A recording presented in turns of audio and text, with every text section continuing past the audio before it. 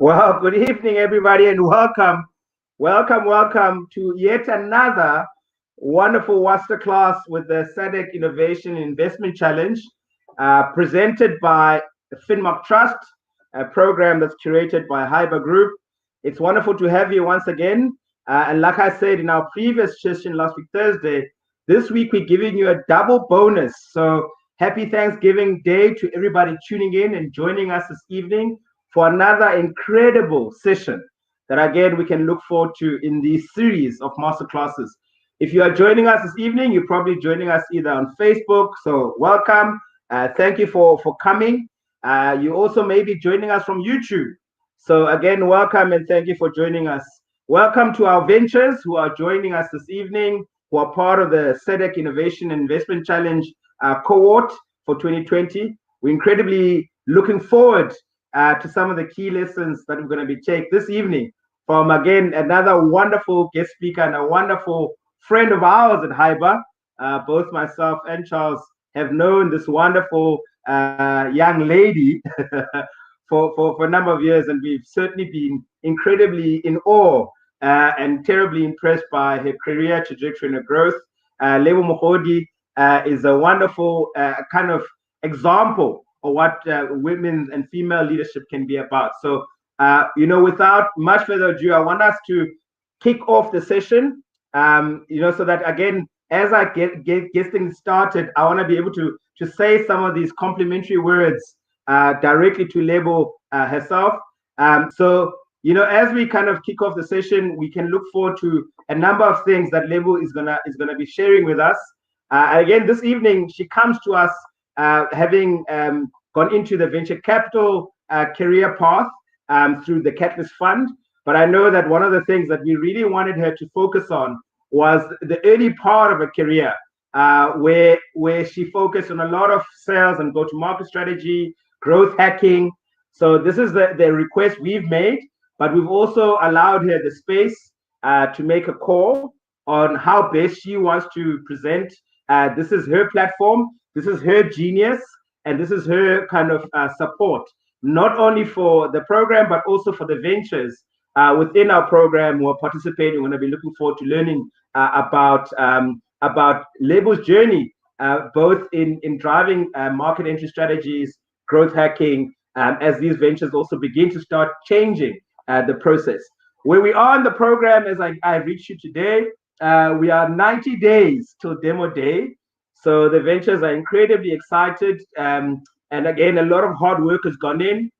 And we're moving into a phase now in the process of the program of absolutely dealing with more external, outside stakeholders. So we really kind of are very grateful for being at this particular juncture where we've kind of gone through 82 days of the program, a lot of intense, content, a lot of intense experiences. And we're terribly grateful for everybody who's spoken on this platform before.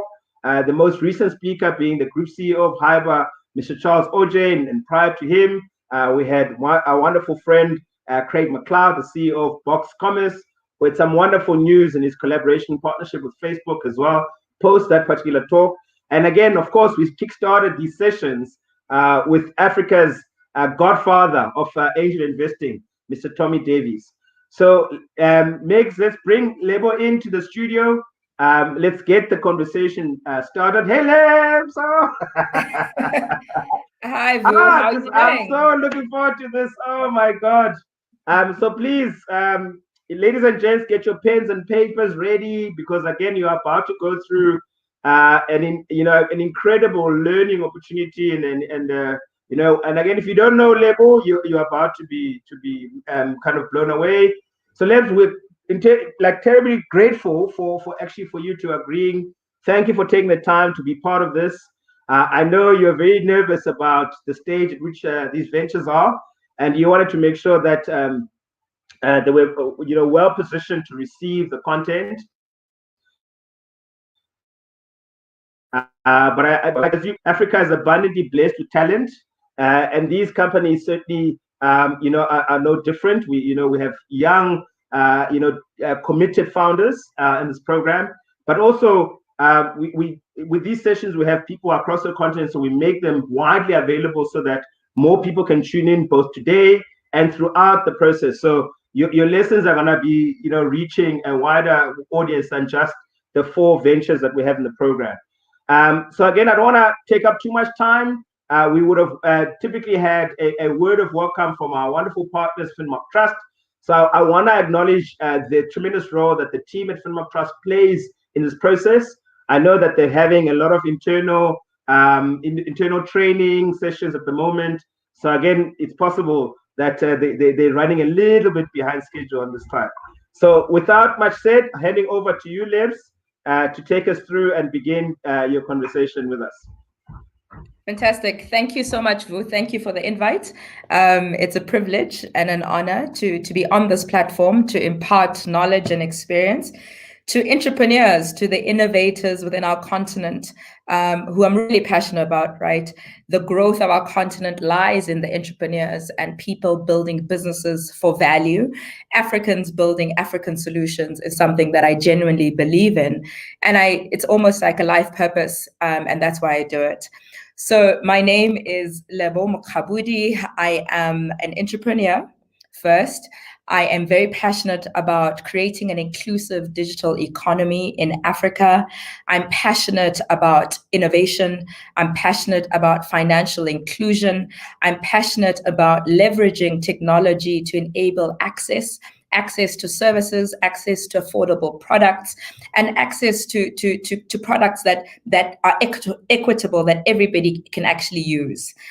So that's what I'm passionate about at a core level. And my career has really transpired in all those different areas of passion. My career started at in Deloitte, but at Fundamo. What's more relevant to this conversation is that I was part of the Fundamo team that was acquired by Visa and commercialized mobile money throughout emerging markets from Pakistan to Nigeria to Malawi. So I've really seen the continent on the ground, engaged with informal traders, engaged with consumers, engaged in the areas that a lot of you entrepreneurs are trying to solve for. So I've either experienced the problem myself when I lived in Nairobi and experienced the challenge of accessing cross-border remittances cheaply or affordably. So I've experienced the problem. I've also used digital financial services, by living in these different countries and really understand what people are going through on the ground. But I've also been part of an AgTech startup. So I have been in a social enterprise startup called Isoko and then Tula, which effectively enabled smallholder farmers to get access to loans, leveraging M-Pesa and mobile money services in Kenya as well as in Ghana. So I've gone through also, growing a startup, not just a scale up from Fundamo to exiting to Visa, but I've gone through different sizes of innovation and companies from Fundamo and Visa, but also to Isoko, which is a startup, right? Is a startup that was going through the journey of fundraising, growing a team, trying to access customers whilst you don't have a brand, while there's no brand equity at all, where people don't know you, where you're really trying to create value in the market while still trying to be profitable and sustainable. And that balance is tricky, right? But I've also been an entrepreneur myself, where I have actually run a company outside of financial inclusion, I guess. I ran a shoe company, where we manufactured shoes and retailed to a few boutiques in South Africa, a company called Budi Shoes. So I ran that before Fundamo, where it was an online store, e-commerce platform. So I've also gone through the journey of starting a business from scratch, right? Believing in something, seeing something that other people don't see, seeing a problem, but not only seeing a problem, rather visualizing a vision and acting on a solution.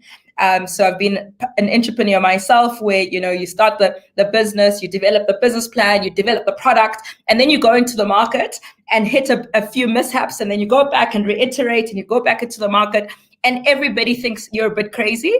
So I've gone through that journey and hoping to share all those experiences with the entrepreneurs here, and really also to congratulating you for taking the step of building a business, because even taking that step and starting is the first critical challenge, and you've overcome that. So congratulations to all the entrepreneurs on this platform.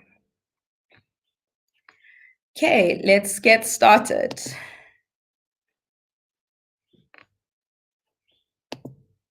Great. So in this masterclass, we will go through a sales and go-to-market strategy, really enabling you and imparting some tips and strategies in terms of how to approach sales, how to approach a go-to-market strategy, how to approach taking your product or your business or your service to market, and I guess being profitable whilst you do that. And we will go through a country landscape assessment, how I went about it and what's important there and why. We'll discuss stakeholder mapping. We will discuss customer value propositions, as well as acquisition strategies for attaining your customers. And then I will also share some tips in terms of if you are doing B2B sales.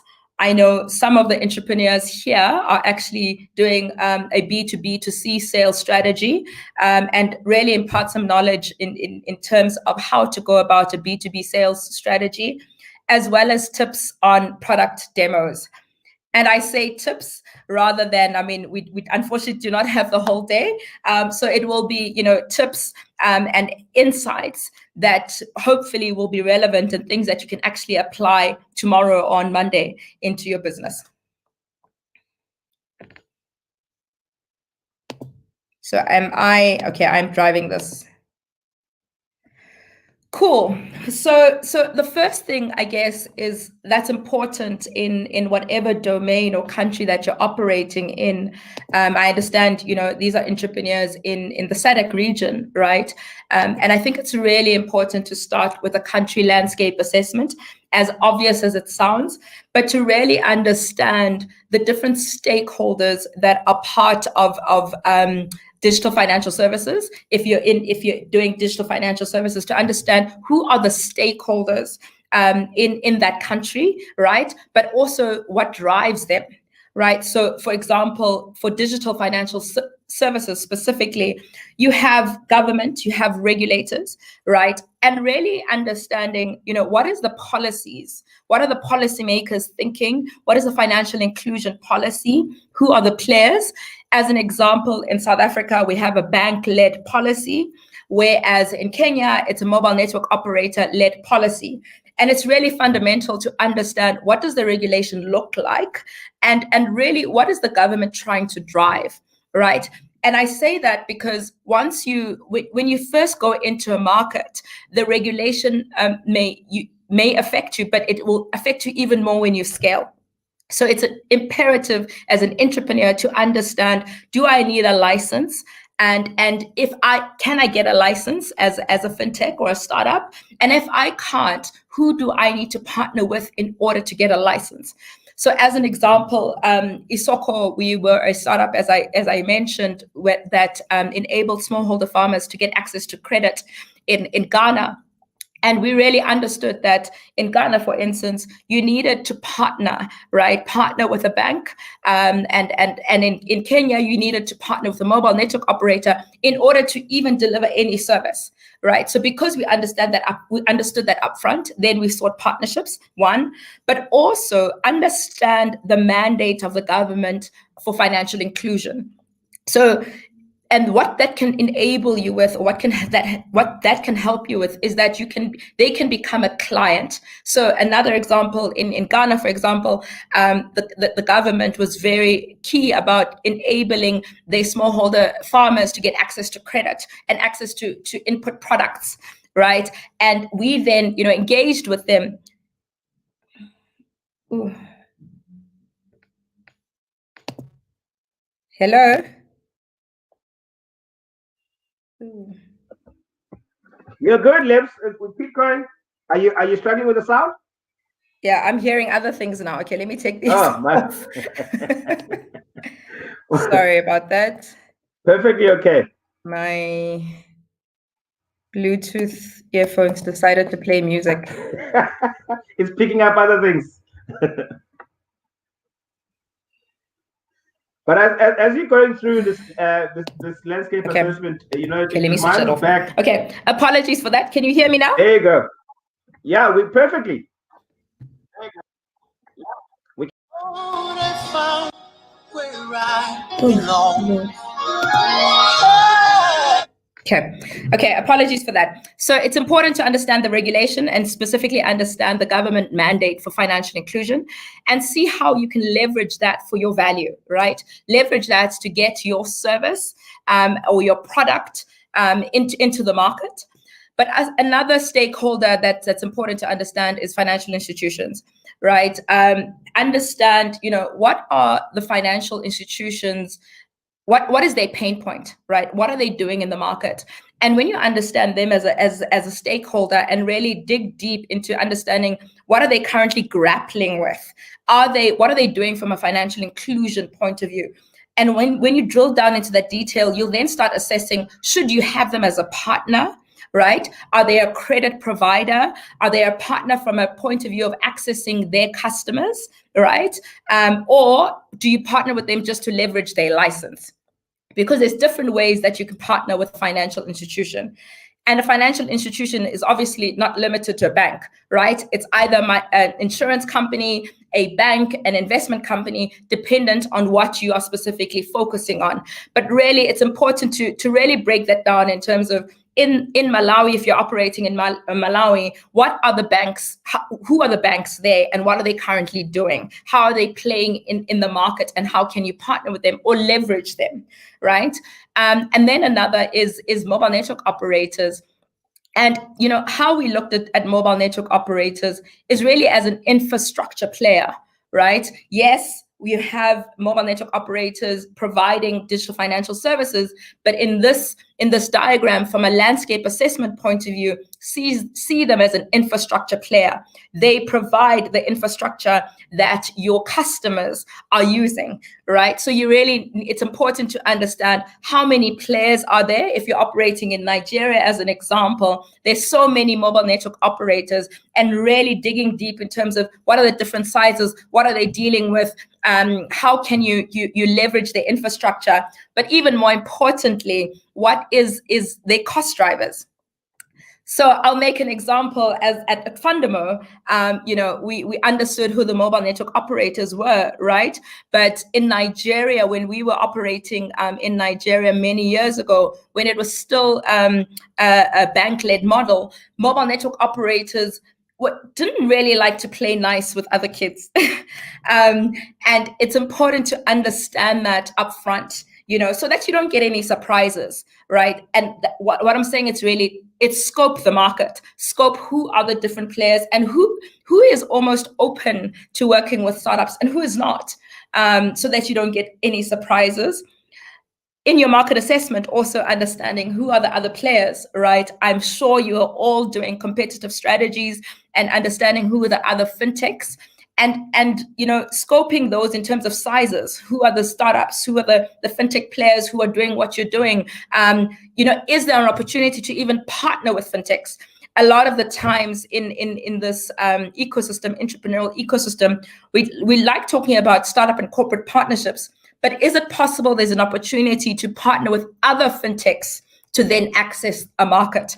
There is no need to redo certain things that are already being done. You could partner with another fintech in order to get your product or your service to market, and open your mind up to that, right? Assessing what are the fintechs doing, what are they struggling with, and how can I be relevant and add value to a specific gap, and maybe partner with another fintech.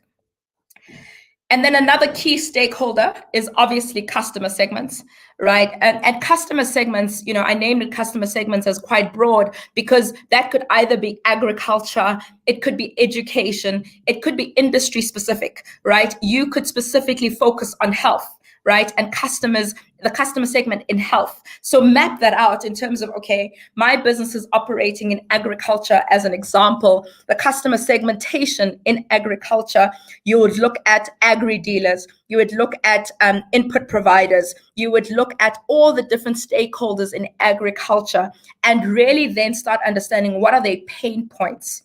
And yes, this is a big exercise, but it's really mapping out the entire country and the different stakeholders that affect your business. Because when you start your business, when you go into market, all these different stakeholders actually affect your traction. In one way or another, these stakeholders affect how you enter a market, which is the regulator usually.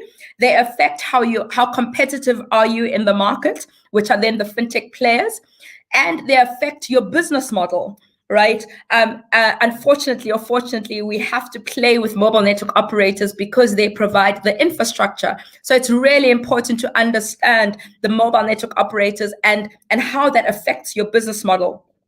Another example is, for instance, when it comes to agent networks, right? Agent networks generally enable the distribution of mobile money in many African markets, and understanding how the mobile network operators affect the commission structure for an agent is imperative to understand how effective or how profitable you'll be in the market. So really, assessing that entire landscape upfront is so important, not to necessarily get surprises, but it will also help your strategy, your entry strategy. When I enter into Ghana, who should I partner with? Who should I collaborate with? Who am I competing with? Where are the risks and the areas of concern? Because if you understand this entire story, it'll also be easier for you to access capital. When you understand your market, the people that you're serving, what are they currently, what are the problem areas, then you're more believable, right? You inspire the confidence that funders are looking for in order to raise capital. Cool. So I will just speak about this briefly. This just gives you a sense of the mobile money value chain, and let's call it the stakeholders that affected Fundamo. And again, these are the first thing is the government and the central banks, because they set the policies to govern financial inclusion. The banks were necessary in order to get a banking license in order to distribute mobile money. And then mobile network operators were important because we leveraged the mobile network operators distribution network and airtime dealers in order to ensure that mobile money touched the people who are unbanked or underbanked. So we needed mobile network operators. We needed their distribution network in order to expand mobile money services in various markets. Another player that Fundamo engaged with was mobile money service providers, and that could be a third-party processor. It could even be a retailer. It could be an aggregator. For instance, actually, Soko, the startup, AgTech startup, when we were entering Ghana, we preferred to integrate or work with an aggregator that was already linked to multiple mobile money providers, because through linking into an aggregator, then you penetrate multiple wallets and multiple mobile money networks. Another player is a retailer, right? Because of distribution, you want a distribution network that has access to the customers that you're trying to target. I'm stressing this in terms of a partner that has access to the customers you're trying to target. It's not just the person who has a distribution network, it's the one who is closest to your customers. Another example could be an MFI, right? In different markets, we worked with mobile microfinance banks, because microfinance banks have a large set of customers who need financial inclusion, right? So maybe partner with them, enable them with a digital service, and through partnering with a microfinance bank, you then access multiple players at the same time.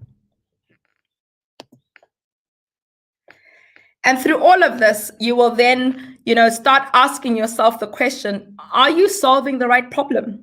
I'm sure this has come up in some of the lessons that you're going through with Hyber and Finmac Trust. But really, as an entrepreneur, continuously question yourself, are you solving the right problem? You could be solving a problem according to your perspective or your perception. But once you really get on the ground and speaking to the players on the ground and engaging with traders If, for instance, your business is for small businesses, engage with the traders and really understand what do they currently go through, and always challenge yourself. Are you solving the right problem? Because in this continent, we need people who are solving problems, right? Who are creating solutions for problems, not just another app or a business just because it's cool or it's innovative. We need problem solvers. And when you solve a problem that somebody is willing to pay for, that's when you will grow and scale and be successful. So now let's go into the customer value proposition.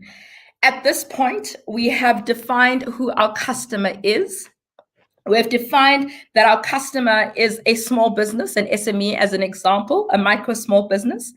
Or we have defined that our customer is a smallholder farmer, or defined, what our customer looks like, feels like, how old they are, where do they live, how do they access money, how do they access money, how do they pay for services, and really, doing a whole set of understanding the customer. Where do they get their wages from? How often do they get their wages? Where do they pay for services? If they pay for food, where do they pay for food? And following the money is so important. Something that I continuously did in Fundamo and throughout my career in different parts of my career is following the money, right? If this person gets paid on a weekly basis, then with that money, what do they do? What percentage goes to food? What percentage goes to rent? What percentage goes to health? What percentage is saved underneath the mattress, right? What percentage is sent to their children? And then when they pay for food, where do they pay for food? Okay, they buy food, fruits and vegetables from the informal trader. Okay, then how long do they take to get that money there? Do they have any challenges? When you follow the money, you start critically analyzing, are there any challenges in the money flow?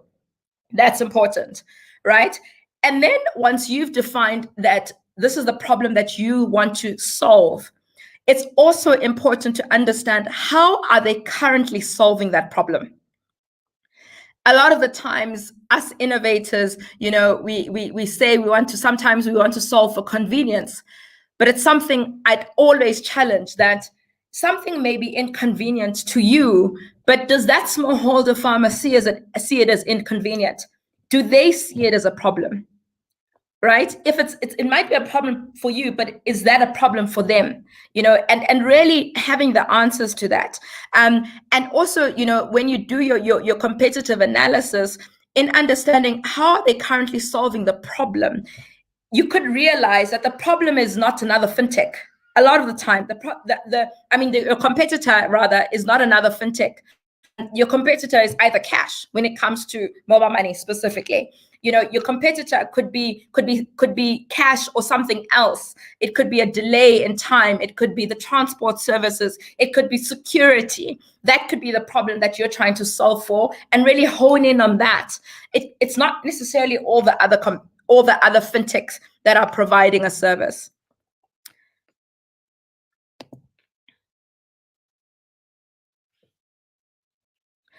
So in that, also understanding in developing your customer value proposition, ask yourself, when you've defined what is your solution, ask yourself, what will cause this customer to register for my service or my product? What will change, cause them to change behavior? What will cause this customer to spread the word? There's one part of they register for this product or the service, right? What will cause them to register? What will cause them to pay for the service? And then what will cause them to spread the word? Because as we know, registration is actually really easy. A lot of us register for so many things. We download apps. We register for products and services because they're cool, or we're experiencing FOMO, or whatever it is. And registration is just, 2% of the journey, really. But what you want to know is what will cause the customer to pay for the service, to use it repeatedly, right? That really what drives value or drives profits in your company is causing a customer to use your service or your product on a repeated basis. What we need is usage. It's not, measuring registration and measuring app downloads or measuring people just, signing up for a product or services. That's just 1% of the journey. What's really important is how many people use your service on a repeated basis. And then only when they're happy will they then spread the word. And that's what we want, right? What will cause customers to spread the word and tell their neighbors about your business, tell their community about their business, tell their family about your product and service? What will change the needle on that? What will cause your customers to use the product on a continuous basis and really spread the word on your behalf? Once you crack that, then you don't have to even spend that much on marketing. Let customers be your marketers. Let customers be your promoters and spread the word on your product and your service. Because only when you have solved the problem for them will they then tell others that I wanted this. Also it's important to dissect the value for first-time customers and value for repeat customers. First-time customers who have never seen your product or service before, who are currently struggling with the problem or the pain point that you have identified, define the value that you're creating for first-time customers. Define that, and that will almost speak to how you engage first-time customers. But also, how are you deriving value for repeat customers is so critical, because I learned this in my shoe business, right? That I made and sold shoes, leather made shoes, and they were really comfortable and elegant. And I sold the fact that you have elegant, comfortable shoes, and they're beautiful and all that great stuff. And first time customers would buy the shoes, right? But at some point I realized that yes, I've got a great CRM, I've got a great database of many women who are buying my shoes and men who are buying shoes for their ladies. But what I need to make this business sustainable is repeat customers. I really need a different strategy in order to engage repeat customers. And that involved different things. That involved starting to understand these customers and really understand how often do they buy the shoes. At which season do they buy the shoes? Does their buying pattern change over time? In different seasons, do they buy different shoes? And once I started segmenting my customers who are already buying shoes, and then it affected how I stock, it affected how I manufacture, and really honing in on those patterns to ensure that I have repeat customers. But also the value that I created for repeat customers went beyond the shoes. Right? When people come into your store or come into your business, they first want the product or the service. But when it comes to repeat customers, it's about building a relationship with your customers ultimately. And really that customer value proposition and building value for your customers could involve information, could involve, are you giving them information that they need? I think I saw one of the businesses here is operating in agriculture, right? And creating a platform for the agricultural value chain. And in agriculture, information is a value driver. Smallholder farmers need access to information in order to know weather, in order to know crop cycles. They need to know prices of crops. They need to know when things have changed around the world when it comes to agricultural value chain. They need to know how that affects them. Access to information is actually highly critical in the agricultural value chain. So, it's not just providing the digital platform for smallholder farmers, but then enabling them and teaching them how to maybe grow their harvests even better, right? And that's really important for the value that you create for repeat customers. And when communicating the customer benefit, you've defined all this value proposition and really segmented how you create value for first-time customers, value for repeat customers. But then when you communicate the customer benefit, it should be just one message. A mistake that I've seen sometimes in digital innovation is that we want to communicate that I create value and my benefits are these 5 things. consciously or unconsciously, we end up confusing the customer. We should communicate the customer benefit in one single message. We just want them to remember one thing. Then when they're in the door, then we can communicate other benefits.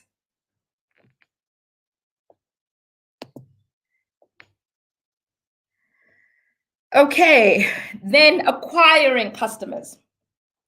So there are different strategies to acquiring customers that I've worked with. And I'll discuss a couple of them. So and also discuss the benefits, the pros and the cons for these different strategies.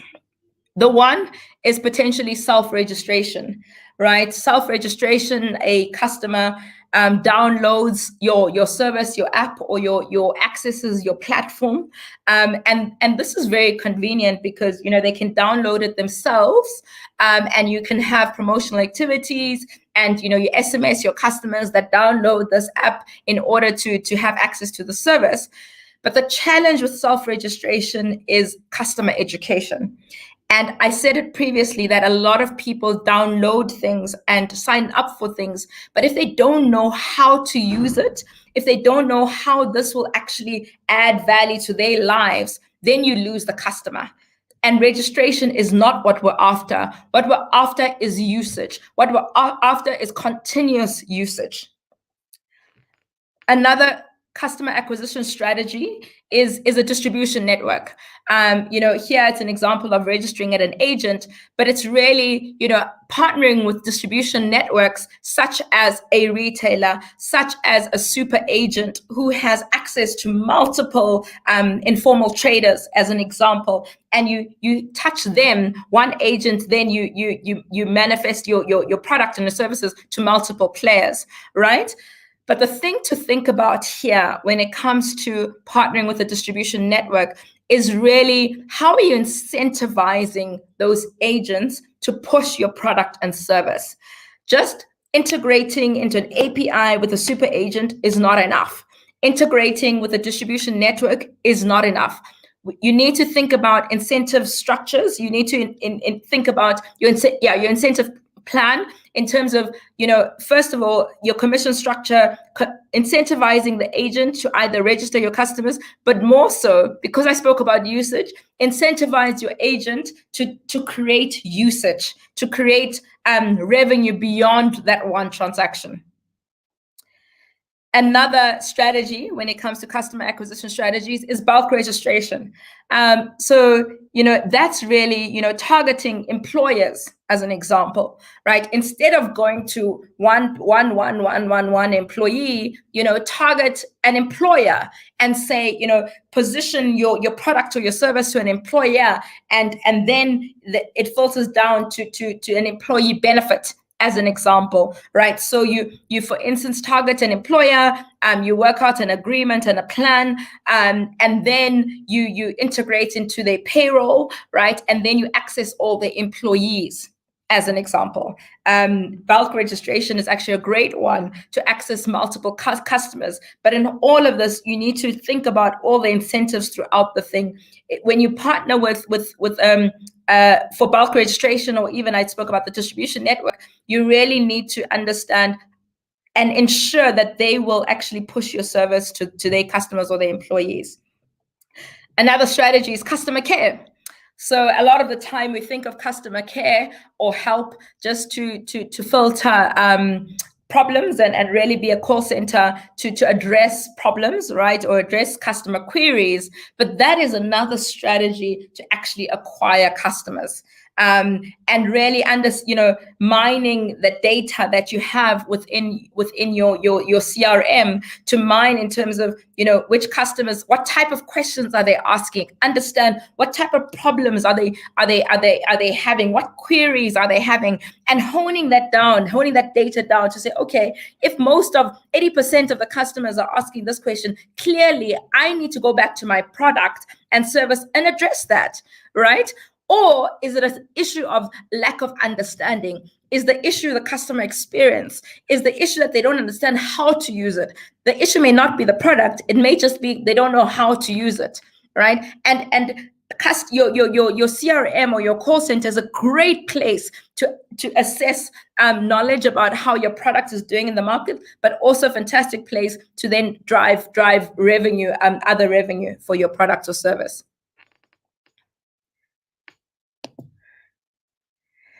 Okay, let's talk about B2B sales, business to business sales, which I think a couple of you are looking at. And here I'm going to, I hope we're not running out of time, but I'll go quite quickly, is when it comes to business to business sales, corporates and businesses are, let's call them the zoo, right? Apologies for anyone that I offend, but safe space, even if it's on social media, is that it's important to understand who's who in the zoo. In a corporate, everybody will sound important. Everybody will sound like a decision maker. Everybody will sound like this is the person that I need to impress. But they have different roles. It's important to understand that the different people within a corporate have different roles. So almost identifying and taking the organogram of the company that you want to approach and really stratify in terms of, okay, who is the gatekeeper? Right? This person is the gatekeeper, and really like noting this down, write down gatekeeper, strategic coach, decision maker, financial decision maker, technical decision maker before you approach the company, and understand, okay, this person is the gatekeeper. What do they need to see in order to open the doors for me? What value do I need to show them in order to make them feel valued, and in order for them to open the door? And take the gatekeepers seriously. We all know that, for instance, security guards, right? If you fight with a security guard, you won't get into the building or get into the environment. You need to engage with the security guard or the gatekeeper in a respectful manner. Respect the gatekeeper and respect that they're doing their job, right? And treat them with respect, because they can either, open the door or not. So it's important to respect them. Then identify your strategic coach. So what a strategic coach is it's really the person within the corporate who understands the politics, who understands who's who in the zoo, who will tell you that whether you're wasting your time or not.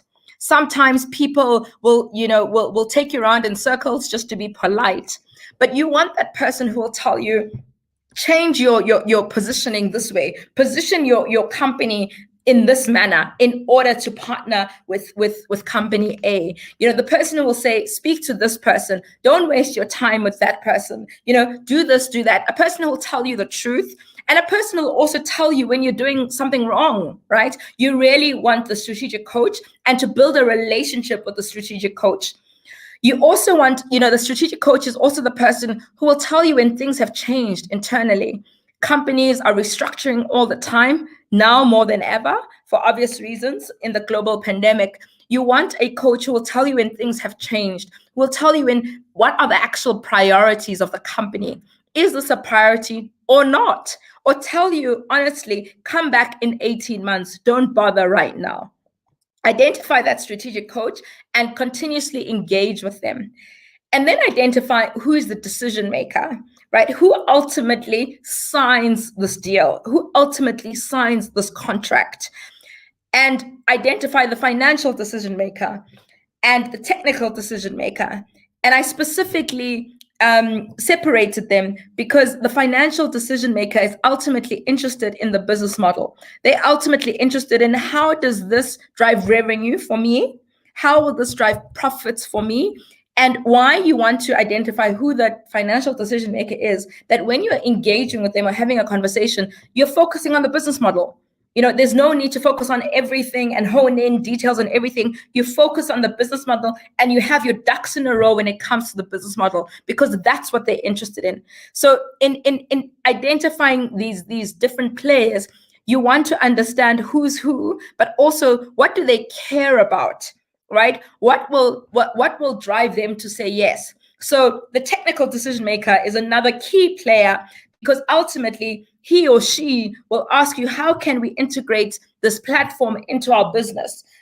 What capacity do you have? What are the capacity constraints? What are the security issues? They will ask you about, the security issue. They'll ask you about fraud. They'll ask you about things that they are looking at from a technical point of view, and they'll even ask you, is your platform robust enough, right, to integrate with our business?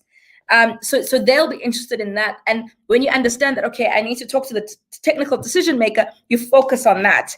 And it's actually critical to have almost a strategy for all these different players, because they're interested in ultimately different things. And then you will come across this where people say, don't tell me, but show me. Right? I hear what you're saying. You sell a good story. It sounds fantastic. You're going to change the world, but show me. Show me how you're going to do that. Show me your product. Walk me through your product. And here I want to provide some tips in terms of when it comes to product demos, how to approach them. And this is a Mad Lib on a product demo where you can talk about that our company, ABC, helps customers just like you to provide this benefit of the product, right? We solve the problem this way. We do that by describe your product. You may have tried ABC. So you're already showing that you understand what they've tried. You've done your research. You may have tried ABC, but we are different because a lot of people have seen innovations, have seen different products. So as you speak, they'll be asking themselves, how are you different? How are you providing value? We are different because of the state, your competitive advantage, and then even show customer testimonials. Customers have said this. Right? The customers that we've engaged with have said this is the value that they've received from using our product. Even if when you're early stage, you have 5 customers, get the feedback, get the customer testimonials, hear what your customers are saying, and then provide a call to action. All you need to do is how they can buy or get it started. Let me perhaps pause here for 2 seconds so people can write this down. Should I do that, Vu? Otherwise, they're always open to, taking the screenshots and again, going through this. Again, look, this is like super hugely valuable. I also want to encourage everybody who's tuned in right now on Facebook and on YouTube. We do see you. We can see that you're a part of the call. So do use the comment section to send your questions and make your comments on the comment section, either on Facebook or on YouTube. But continue. They're taking screenshots. That's what they're telling me now. Okay, great. So when you're doing your product demo, so a lot of the time, startups come into a meeting either with a VC, a potential partner, and they go straight into their product. Our product does this, and want to show the product. And entrepreneurs, because you're so passionate about the solution that you're providing, we sometimes run the risk of rambling on, speaking about your solution and not listening. The reason I placed an ear here, that when you show your product demo, what's actually more important is listening. Listening to what your customer is saying, listening to the questions that they have for you, listening and not trying to go speed ahead, trying to go so fast that you get everything out. Sometimes, yes, it could be nerves where you're trying to get everything out. Let me say everything about my product. Let me show the technical features, but you're not listening. You're not listening to hear what are they asking. So it's really, really important to talk about the benefits that you're providing to the customers and not only the technical features. I've seen it too many times where entrepreneurs go say, oh, this feature does this, and this is how this is great, and this is what you can do, but then don't talk about the value that they're actually providing. They don't talk about how is this providing value, how is this solving a problem for a customer. That's more important, right? And before we talked about a technical decision maker, you can go into the detail of the technical features, and you can go into the detail of how this actually works in the back end. But listening is so important, and listening to hear, not just to speak. Sometimes when a person's asking you questions, because you have a script, you're just saying what you think they want to hear. But really important to listen to what questions do they have and resolve those. Even if their questions are not necessarily what you thought you were going to share in your pitch or in that meeting, rather address and respond to the questions asked, not only what you had planned to show. Okay, and then at the end of your meeting with either the corporate or another fintech, if you partner with another fintech, it's so critical to define what are the milestones of this partnership. What are our roles and responsibilities, right? And actually the corporate has a responsibility, right? What is their responsibility? So earlier I spoke about a customer acquisition strategy of partnering with a distribution network or agents, really defining what is their responsibility. If you're integrating into an employer, what is their responsibility or role in accessing the employees? And if you don't address the responsibility of the middleman, nothing happens, right? Also, speaking upfront about timelines. If the timelines are going to take long, define that upfront. Let's speak about it upfront. Let's lay the land that this is going to take 9 months or whatever it is. Define that upfront, what those milestones are, what the responsibilities of each party is, but also speak about check-in points, right? We've had this great conversation. We want to partner together. What are our check-in points? Can we check in 2 weeks?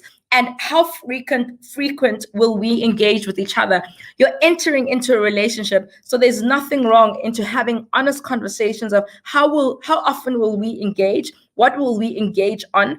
And it's really, as an entrepreneur, approaching it also, with maturity, to say we are a business. We are a business and we have certain timelines ourselves. So in order to provide value for you, business A, we want to understand what the milestones are. What are your capacity constraints? What deliverables do we need to reach in order for you to trust us?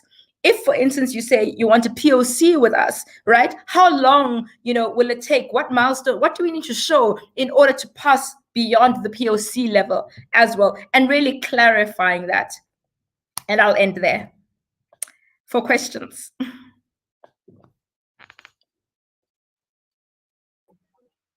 So Lebs, I actually have some interesting questions around, thank you, by the way, first of all, for just the depth of content and the quality. Once again, reaffirming, a lot of the discussion points we've had with the ventures. And again, so opportune for these guys, because we are about to go into a phase where they really are focusing primarily around partner building and partner development. So I'm really hugely grateful for this. We're coming into a phase of running a boot camp around working with corporate partners. But I want to also kind of get into anecdotal, practical kind of things. So if you recall back to a situation where, you needed to unlock a partnership, what was your process as you maybe, a big name client that seemed quite intimidating by name or seemed quite impossible to connect with and seemed maybe removed from your most immediate kind of access point? What process would you typically go into? Because I know a lot of young ventures, this is really the part of the blockage that they ultimately have. And I'm gonna introduce the ventures to you just now. But I just wanted you to kind of think back to an experience that you might have had that maybe, again, what process would you typically have followed to get into that, that space of saying, okay, this is going to be my approach? Yeah. So the practical things, it's the scoping the market, right, which we spoke of. And that sounds simplistic, but I'm stressing it because sometimes entrepreneurs don't do the research. The stakeholder mapping, 100%. Yeah, they don't know ultimately how the connections connect. Some of the ways we've advocated for them to think about this is also being smart about bringing particular advisors to shape some of the influencing factors around how they should be thinking about the industry. So, again, setting up that advisory board that helps you do that. structuring your stakeholder map, again, your immediate kind of domestic environment by geography, by location, by things that have come up to mind. But I know that when literally at that point of contact, even if you've identified the brands you want to work with, even if you might even know the individual person you might want to work with, there's still that anxiety around, okay, I hope I'm not going to mess this up. I know very well that over the course of the next 90 days, these young folk are going to be faced with that reality for a few times based on what we've got planned for them. And I just want to kind of, if you kind of had any kind of process or approach that they could maybe go into that could kind of open up their minds. So say, I'm worthy, this is my moment. I need to prepare, how would you typically approach it? Yeah, so the first thing is the research in terms of mapping out those stakeholders, right? But when you do that, it's not just saying it's Tiger Brands, it's Unilever, it's whoever, right? In terms of these are the FMCG partners, but really understanding when you approach your research is understanding what are their pain points, what are they struggling with. Understanding what is Unilever struggling with, what are they currently doing in the market, what have they tried, what have they tested, and a lot of this is publicly available, right? And that's what I mean by research. It's not just knowing who Unilever is, it's understanding what have they done, what have they approached, what have they tried, and doing that level of research. And why I say understanding their pain points, because when you have a conversation with them, you're trying to have a conversation that is saying, Mr. A, Mrs. A, I'm solving this problem that you are currently dealing with. You make the conversation about them, not about you. A lot of the mistakes that we make is when we enter into a conversation like that, we want to say, this is my solution. This is why I'm good. This is why you should talk to me. I'm great. This is no. The strategy of the conversation should be, I understand that you are currently dealing with this. You're currently challenged by this. I understand that you have tried ABC, and this is how I can help you to address your problem. And this is how I can make you look good. That should be the positioning of the conversation. This is how I can help you to solve your problem, because that's what will enable you to have another conversation. That's how they'll realize that actually this person can provide me value. That's important, right? And then also making it quite simple for them, right? It's don't overcomplicate this. You first start with the one thing that you can solve for them is this. And okay, let's work on that. Even if the tech stack does 20 million things, it does credit and data and insights and all these great things. No, if all they want is data insights, focus on that and solve for that and get that signed. The rest you will see in the door. Yeah, and do it well so that there's a conversation ongoing. Exactly. And again, this time I'm gonna, I'm preparing the vendors so that they get ready for their questions. Megan is giving you the order there, ladies and gents. So get ready to come on. And again, for everybody who's also tuning in from Facebook, on YouTube, do also bring your comments and your questions for Lebo. We'll get to those as well just now. But just one more for me. One of the things that I really wanted you to also touch on, because I know you and I share a lot of kind of common principles around this whole ecosystem thing and, about the continent. If you had an opportunity to shake our young innovators and our young founders, what are the critical things you'd want them to know that are very important? Like, what is your big sisterly advice? So say, we've got Daniela on the program, the founder of Pima Agri. She's a young female founder. And I said to her, you gotta connect to Lebo, because I know, sometimes the ladies look forward, but how do we, if you had, these young guys are gonna be chatting to you just now, if you could just shake them to focus, because they're talented, they've got clearly a solution that Finmark Trust has seen and then looked at and said, look, this is going to be a dynamic kind of shift. It's going to change people's lives, it's going to drive impact. Hyper, come help these guys get to where they need to get to.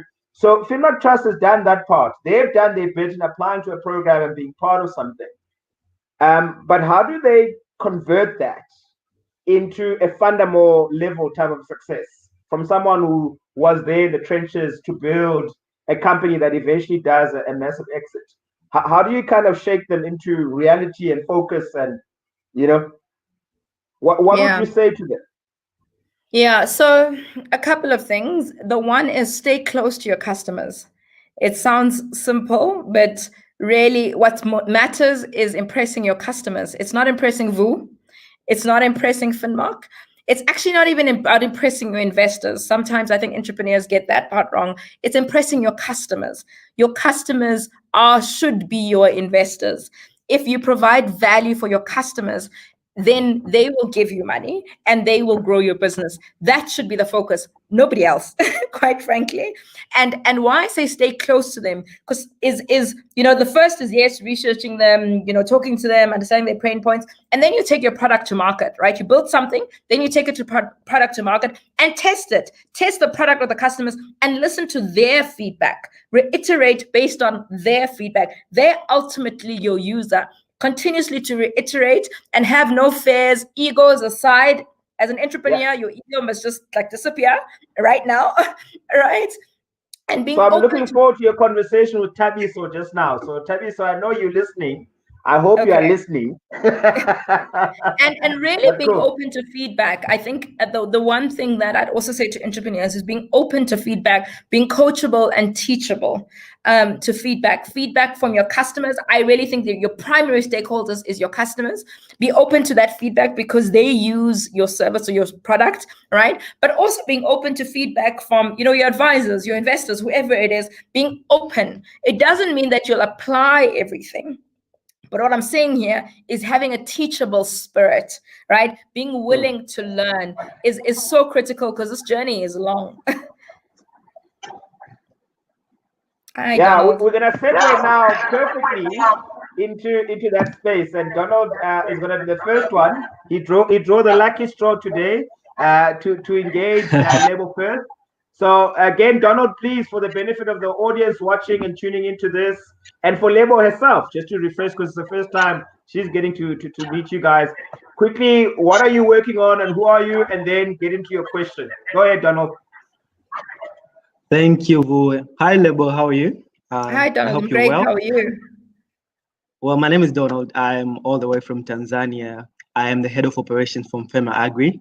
So we're an agri-tech that deals with creating structure in the agriculture value chain with the aim of de-risking it and with an end goal of providing farmers with access to a market and also facilitating financing.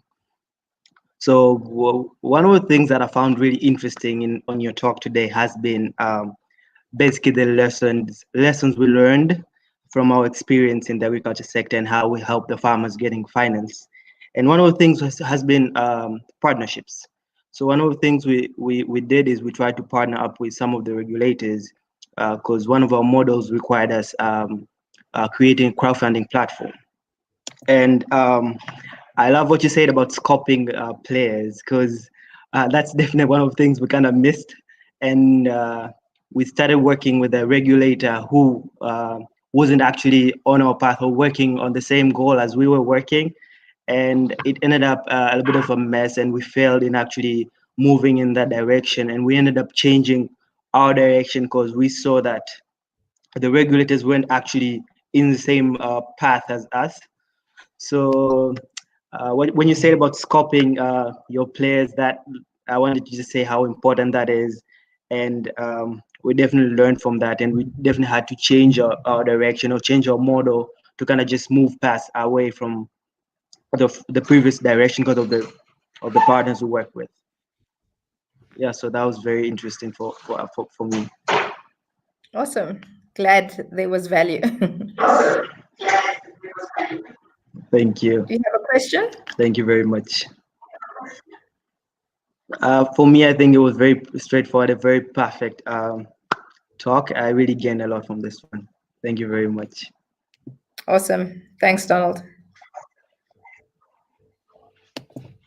So Les, I think just to again, Donald and his team has had a massive pivot through this process in really discovering some of the shortcomings around the initial approach, how much time they were spending on things that ultimately don't scale, how much time they were spending on meetings, actually giving away value because they're trying to build the marketplace and filling gaps with regulators, with insurers, which ultimately is not at the core of their value. Yes, these are are value chain elements. But at the end of the day, they were spending all this time, the majority of the time, in this space, and not focusing enough on keeping close to their customers. So that's been the journey of Fema Agri. They've now shifted, their path more towards now again. And again, this is just for context, 4-month-old startup, female founded startup. So it's still relatively okay. It's not like you're taking 3 years of experience and you're throwing it out down the window. So they were kind of now they're innovating in their business model and moving again. I mean, for me, what's quite interesting is that it's almost kind of like it's a private equity model for agriculture. So that's kind of at the core. Daniela, who's the founder CEO, and Donald's co-founder, has a background in agricultural economics and spent a lot of time doing research in this space. So they kind of shifting the model more towards that way. So we obviously very enthusiastically looking forward to seeing how they move forward with the new business case, with the new model, with the new approach. So I guess in a way, a lot of your words were just knocking those elements for them in terms of saying, we are aware of this, but you just kind of knocked the nail even further deep in to reinforce the key areas that ultimately they need to be focusing on. So I'm going to bring in Tabi. So again, is an entrepreneur from Botswana, behind the company Money Chaps. And Tabiso is, again, when he came into the program, was at an idea stage, kind of concept stage company, but he can share with you his kind of journey to date and some of the critical things that, again, he's kind of figuring out, and and I'm sure he's going to have questions for you because, there's a lot going on in his life. Over to you, Tabiso. Hi, everyone. Hi, Lebo. Nice to meet you. Hi, Tabiso. Great to meet you too. Yes, my name is Tabiso Mabaka, the CEO and founder of Money Chaps, based in Botswana. Money Chaps is a fintech that prioritizes education and empowerment as the starting point of financial inclusion and growth. And we are building a financial management app to help people manage their personal groups and businesses, at the same time guiding them to make better financial decisions. And we see this as the best way to onboard people into the formal financial space, and it is also a good platform for them to accumulate data to facilitate access to finance. And a lot of stuff that we mentioned is basically what we are, is basically where we are with our project, and we couldn't have asked for a better time to hear this. I now started taking screenshots from the value chain slide. So, yeah. Okay. So my first question is basically for you to explain the difference between marketing strategy and go-to-market strategy. Okay. So a marketing strategy is to create awareness for people to know that you exist, and for people to know where to find you and how they can find you in terms of the call to action, right, for marketing. So it's really awareness, to say Money Chaps exists. This is what Money Chaps does. This is where you can find Money Chaps. That's your marketing strategy. A go-to-market strategy is, how will I enter a market? You are providing a service in Botswana. How will you enter the market? How will you reach your customers? That's a go-to-market strategy. It's how will you reach your customers? Who will you partner with if you partner? What is even your business model and your pricing strategy goes into your go-to-market strategy. It's how am I entering into a market? How am I segmenting myself in the market? How am I staying in the market as well? How am I positioning myself in the market? How am I differentiating myself in the market? That's the go-to-market strategy.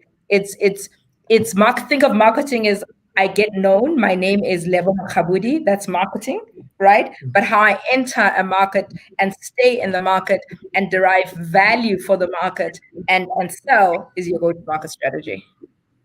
Okay. And my other question is that in one of your slides, you talked about following the money. And I know for some solutions, they pursue more of an indirect revenue model, where the first priority is to build numbers into the app and later extract value out of it. What's your take on that based on your experience? Oh, I don't think there's one or the other. I think it depends on what you're selling and what you're placing in the market. For example, if you are manufacturing smartphones, you may and you provide the software on the smartphone. Your entry strategy might maybe to sell the smartphone at a lower cost, and at a loss, maybe loss making entry strategy. And then once the people have access to the smartphone, you then layer services in order to drive revenue. But it highly depends on the business. There's no either or. It depends on your business. Okay, last question. What was your first business idea? Wow. What was my first business idea? So, my first business was actually when I was, I think, 5 years old, 6 years old, actually. I used to make, I don't know what you call them, like ice things where I used to take Clifton, the powder Clifton, and water and make those ice lollies, and make those ice lollies and sell them. That was my first business, because ultimately a business is selling a product, right? Okay.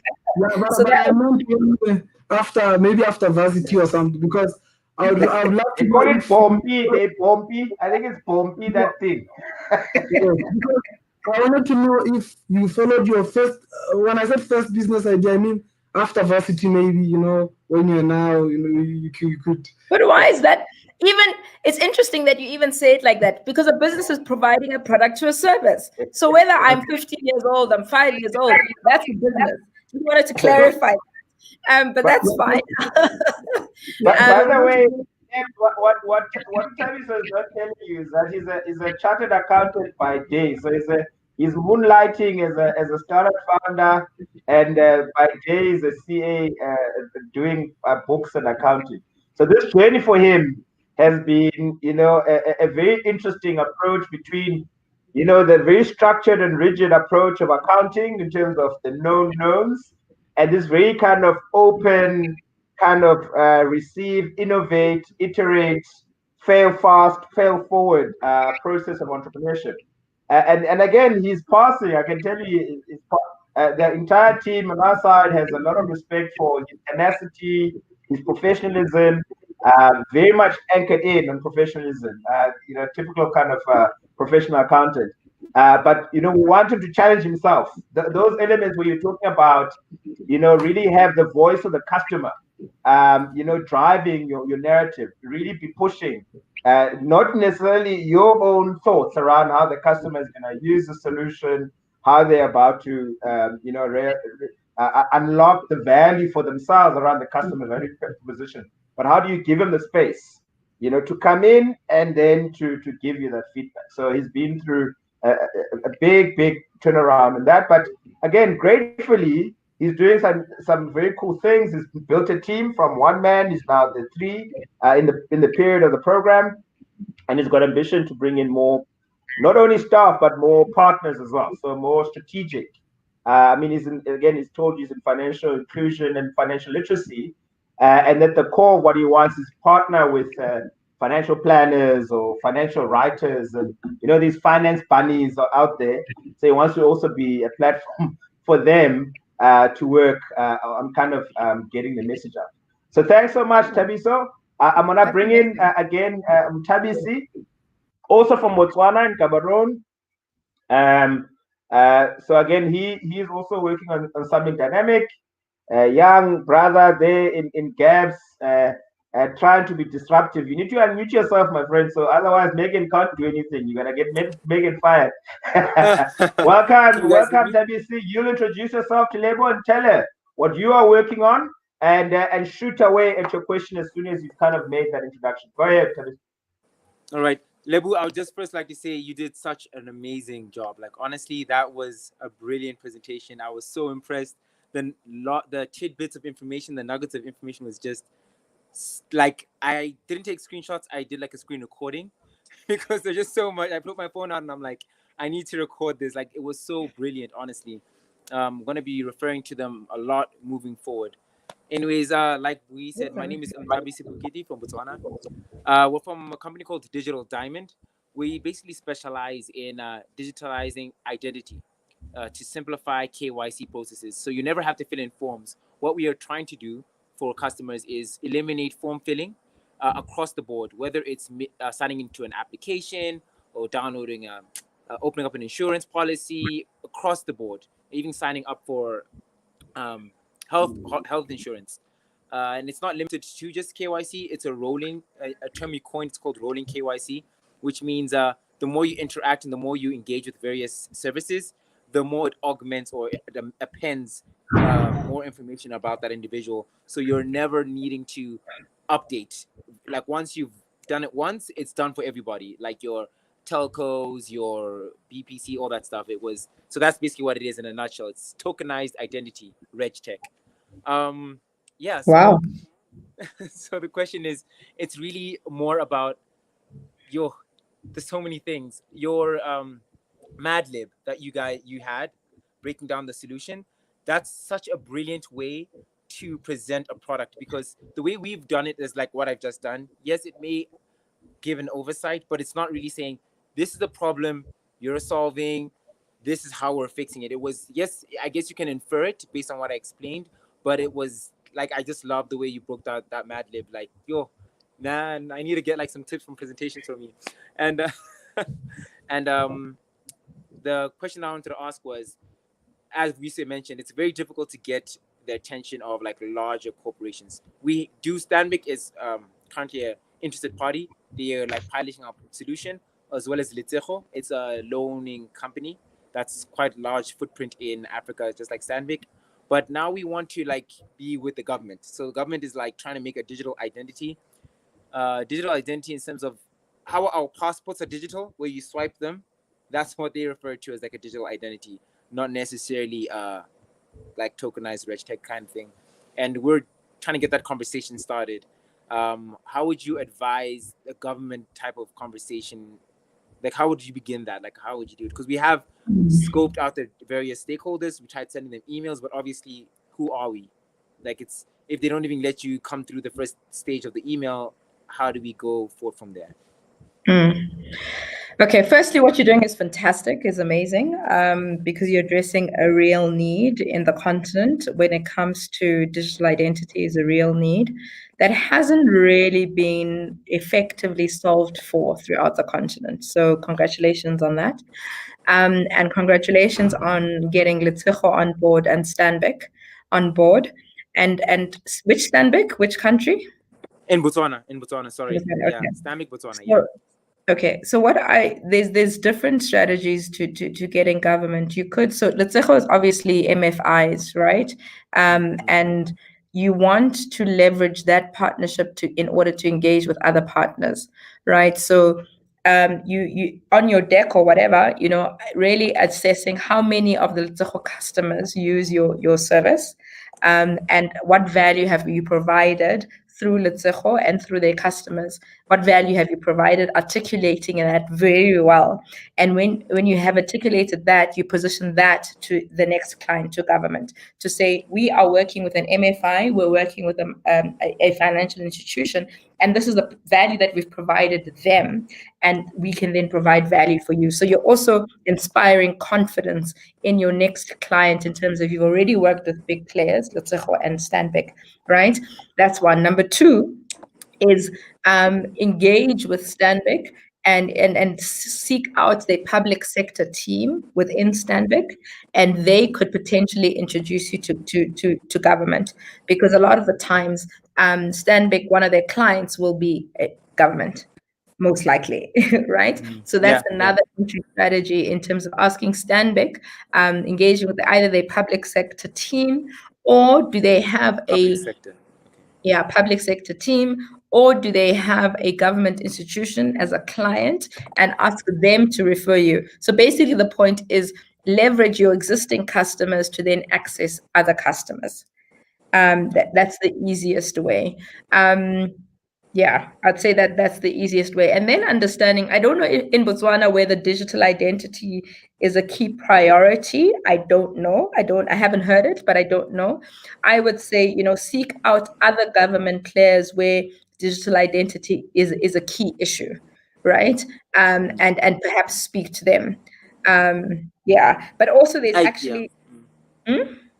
No, like in fact, that's that approach. The second approach you mentioned, seeking out like another, like Namibia was more interested in it, but then Yes. it now came to whenever I was talking about it, people said start in your country, scale in your country. But I'm like, but the buy-in is not as hard as the way in Namibia is, because recently there was a reg tech solution that was mandated by the government. It was purely for contact tracing, and it had a security breach with data. So now people are a bit offish and skittish on anything that's about reg tech. So we're like, okay, they're ready to now fix that reputation and then Mm, grow again. It's like a double entendre. Whereas I'm like, I go to a mm. country that has no existing base and do that. But a lot of people keep saying, no, stay in your country, grow the product, and then scale. So No, it's so like a counter advice. yeah, so I would say if Namibia is interested and if they are a buying customer, there's nothing wrong with doing it. If they're willing to buy your service and the Namibian government wants your service, there's nothing wrong with doing that, because ultimately you're seeking out customers, right? And paying clients. Ultimately, you're not looking for stories, you're not looking for great stories, you're looking for paying customers. And if Namibia is willing to work with you, go ahead and do it. That's, yeah, Okay, that's what I would say. no problem. Oh yeah, then just obviously like the legal and alignment stuff is just it's stressful. I know Vui is gonna come in here and he's gonna kill me.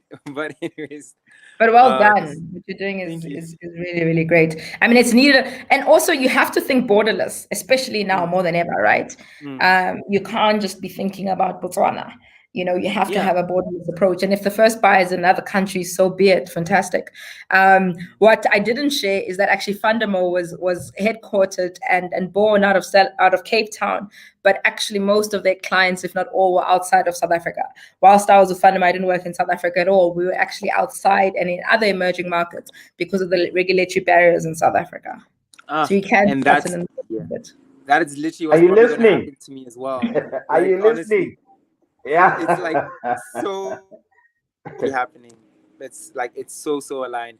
And speaking about working from base and then like reaching out to external countries, that approach, I guess, can be overwhelming, especially for a person who doesn't have like multiple places in those places. Like I have never had business in Namibia ever, or Zimbabwe, or Zambia, but I've had business in South Africa and Mauritius. But like those other places, I don't know what's gonna happen. Like it goes well, and all of a sudden they're like, you know what, we're just gonna copy your stuff and leave you. Like I really need the legal side covered as well, kind of thing. Yeah, so I mean, yes, you get the legal side covered, but you have to be open-minded. And with Zoom now, you have COVID as an excuse. You don't even have to travel anywhere, right? Yeah. It's the perfect time to do business all over the place because no one's Yeah. asking. And aggressively. Yeah. In January, you've got the Africa Free Trade Areas. Literally, there's even more reasons. Like the reasons are piling on. I think part of the thing is overcome that fear, overcome the limitation, overcome the technology is ubiquitous. Technology, it's only as limited as what you're willing to do it. And as we've always said to you, Tavis, is as a leader, is how do you lead your team to build robust technology, secure technology for your clients that again finds its way wherever it needs to find its way. Build the teams that will get it in. The sales teams, systems, the processes. So that becomes a key. Cool. All your partners. So Speak to I know Namibia everybody as well. Everybody's taken so much for this conversation. So I want to thank you. I knew personally that this would be, the moment. And as you know, you and I have, I told you, I didn't want to put your expectations too high. I told you these guys are still very green, but we've got work to do. We still have 90 days. Our demo day is on the 25th of Feb. We hope by the time we get closer to that date, we'll have Catalyst Fund, this time your other hat, at the front of the queue. Who I need to make sure that in January late, these guys are ready and I want to have conversations like proper. So no, we're working, Liz, we're working. We know at the back of our minds is being ready in a position where these founders are, they're ready. It's not to say that there's a readiness measure somewhere out there, but I think it's you know how they show up how they deliver, how they present themselves. And again, are they, to your point, are they solving the right problem? Are they solving the right problem? So we'll continue to reinforce this. I want to bring in our wonderful partner in this, someone you know very well, Udumi Dube from Finmark Trust. Dumi, welcome. I know you're having some connectivity issues, but hopefully we can get you on. I'm not sure if it's working. Maybe you can let me know in the chat section. While I do that, I'm trying to see if the comments have come in. I think it's struggling. Can we get at least your sound? Are we able to get your sound if we can't get you on video? Can you hear me? We can hear you. Go ahead, Dumi. Great. Thanks so much, Vu. And apologies today, my connection was just misbehaving. But just to thank Lebo also. I know the session was great. I just heard from the feedback for the few minutes I was online. Really appreciate the time you took to engage with these ventures. And I think really what's important for us, and I think this is the point that Vu was highlighting, that it's really around demand-driven innovation to ensure that all these ventures are addressing a clear need within the underserved communities. And I think really with the support that we're getting from partners such as yourself, we are definitely making progress, and I'm excited to see these ventures grow from the time that we started working with them in the competition phase. So I think there is really a great hope to see some success stories coming out of these ventures. And I think from my end, there isn't much for me to add, but really thank you so much, Lebo, for the time you took. We really appreciate it. You have a wonderful evening. Thank you. Thank you so much, Dumi. And again, thank you again for the continued support from Finmark Trust. Lebo, I don't know. What do I say to you, man? Keep up the wonderful work. I know that Catalyst Fund is in the amazing hands. By the time we come back to you, and I promise you I won't bother you for anything else, when I come back to you, I'm telling you, these guys will definitely be in a position to really go deeper in articulating the narrative. We still have 90 days. I'm going to need every single one of those days to get them really primed. This is really the true acceleration period now. The first 3 months was really in preparing mindset, incubating, shifting, innovating the business models. And again, you and I had this conversation. I was very clear that no, I'm not. This is not the kind of conversation I wanted us to have. Take that hat off, but we'll call you back for that hat at the right time. So with that said, I want to thank you, and I appreciate your invaluable insights. I know that the ventures are gonna keep coming back to this. I know my team's gonna keep coming back to this to reinforce some of these key lessons. Thank you for sharing your genius with us, and thank you for your time, for taking the time. For everybody else that's also been tuning in to the session, I apologize I didn't have enough time to get into your comments and questions, but the video will continue to be available on YouTube and Facebook. Again, send your comments there. We'll find them and get whatever comments that we need to find to Lebo. And with that said, I want to thank the team at DPK and my team at Hyper for putting this together. Look out for our December session. We're very excited to bring on board another exciting masterclass in December, and we'll announce that all across all our channels. With that said, from me, from Cape Town, thank you very much and good night, everybody. Thank you, Megan. Thank you, Lebo.